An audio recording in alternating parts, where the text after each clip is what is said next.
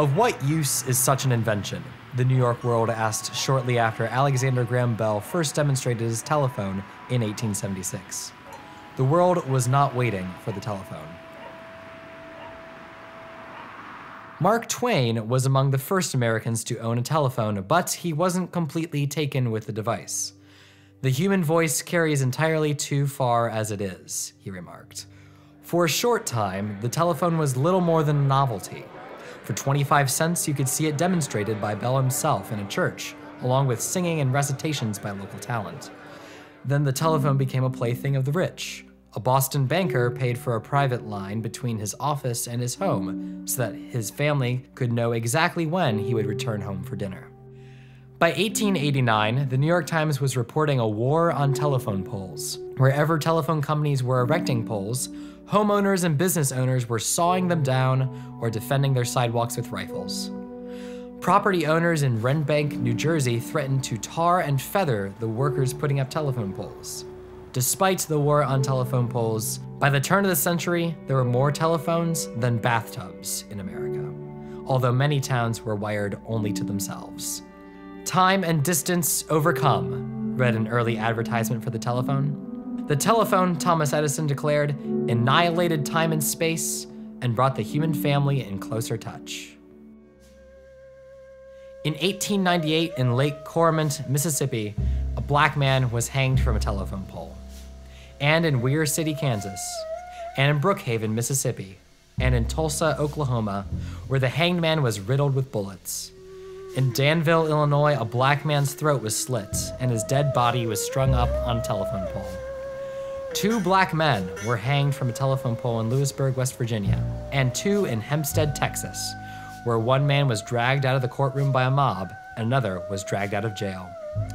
Lynching, the first scholar of this subject determined, is an American invention.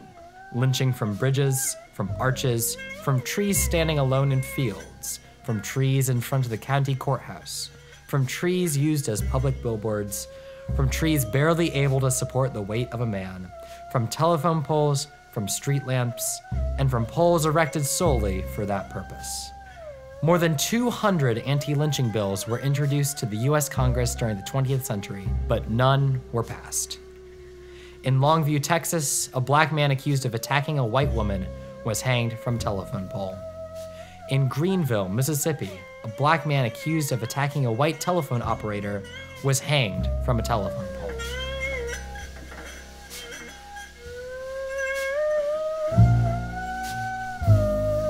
The poles, of course, were not to blame. It was only coincidence that they became convenient as gallows because they were tall and straight with a crossbar. And it was only coincidence that the telephone poles so closely resembled crucifixes. A postcard was made from the photo of a burned man hanging from a telephone pole in Texas. Postcards of lynchings were sent out as greetings and warnings until 1908, when the Postmaster General declared them unmailable.